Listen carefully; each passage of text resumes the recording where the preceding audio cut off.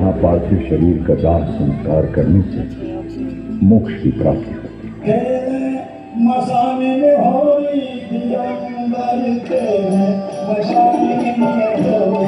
महादेव तो रोज यहाँ होली खेलते हैं, रोज होली का दहन होता है।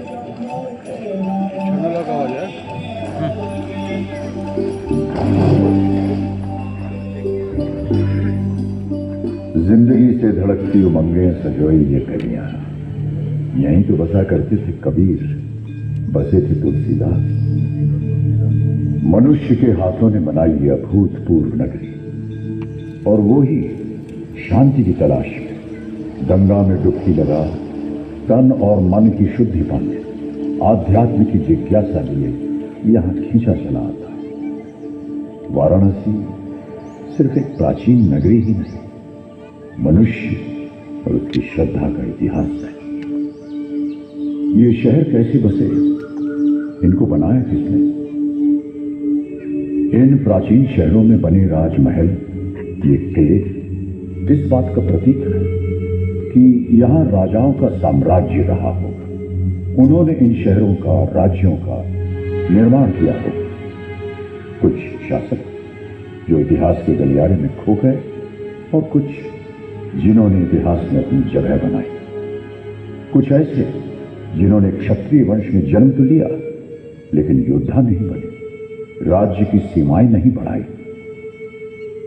आज आपको सुनाते हैं एक ऐसे राजकुमार की कहानी जो जन्मा तो राजघराने में, लेकिन सुख सुविधा और राजसी जीवन को त्याग आम मनुष्य के जीवन को सुधारने एक आध्यात्मिक पथ पर निकल पड़ा।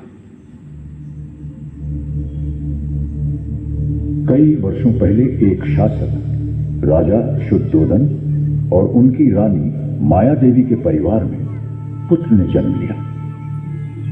ये बालक किसी महल में नहीं बल्कि एक उपवन में पैदा हुआ। लुम्बिनी उपवन में एक राजकुमार ने जन्म लिया। उसके चेहरे पर पड़ रही सूरज की रोशनी उसे एक अलौकिक चमक दे रही थी। शायद ये कोई संकेत था।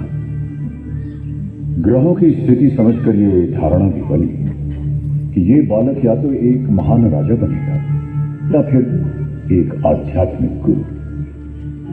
बालक का नाम सिद्धार्थ रखा गया।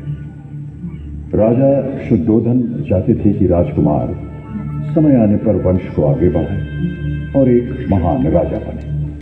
वो सिद्धार्थ की तकदीर बनाने में लग गए या उनका ऐसा भ्रम था? समय बीता और सिद्धार्थ 29 साल के हो गए। क्षत्रिय वंश के एक लंबे चौड़े खूबसूरत राजकुमार, वो राजकुमार जिन्होंने अपने जीवन के 29 वर्ष महल की चारदीवारी में हर संभव सुख साधन के साथ व्यतीत किए, बाहर की दुनिया से पूरी तरह अनजान। एक दिन महल के प्राचीर पर खड़े सिद्धार्थ ने नीचे देखा। उन्होंने वो देखा जो आज तक नहीं देखा, जो शायद उनकी कल्पना से भी परे था। उनके मन में सवाल उठे, वहां क्या है? किस तरह के लोग वहां रहते हैं? किस तरह की चीजें हैं?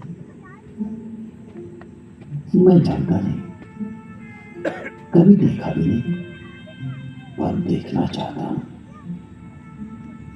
एक दिन चुपचाप महल से निकलकर अपने एक साथी के साथ सिद्धार्थ उस नई दुनिया में आए।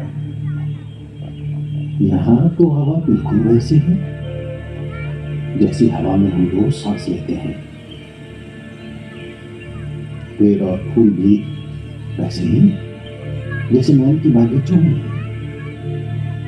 इस बहते हुए पानी की कलकल, इसका रंग भी बिल्कुल वही। राजकुमार को एक बीमार आदमी दिखाई दिया। सिद्धार्थ विचलित हो गए और अपने मित्र से पूछा, ये आदमी ऐसा क्यों दिख रहा है? राजकुमार, ये आदमी स्वस्थ नहीं है, बीमार है। कुछ आगे बढ़े, उन्होंने एक बूढ़ा आदमी देखा। इस आदमी की ऐसी अवस्था क्यों? इसकी उम्र हो चली है राजकुमार, काफी उम्र हो गई। आगे जाकर एक व्यक्ति का मृत शरीर देखा। ये व्यक्ति ऐसे क्यों पड़ा है? साथ बैठे लोग ये क्या कर रहे हैं? इस व्यक्ति का जीवन शेष हो गया राजकुमार। साथ बैठे लोग इसके परिवार के सदस्य हैं, शोकाकुल हैं, वेदना में हैं। जिन लोगों को मैं जानता हूं, जो मेरे परिवार के सदस्य हैं, महाराज, मेरे पिता, परिवार के अन्य लोग, वो मेरे दोस्त जिनके साथ में बड़ा हुआ हूं, क्या सभी के साथ यही होगा? सबके साथ? राजकुमार, बुढ़ापा तो सब पर आएगा। हम सभी कभी न कभी बीमार भी होंगे और हम सभी को मृत्यु भी प्राप्त होगी। महल के अंदर की दुनिया उन सच्चाइयों से परे थी जिनसे सिद्धार्थ का आज सामना हुआ था। उनकी दुनिया आज टूटकर बिखर गई। वो शोक में डूब गए।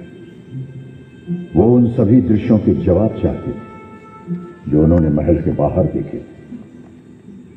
उन्हें इस बात का आभास हुआ कि अभी तो बहुत कुछ देखना है, समझना है, जानना है।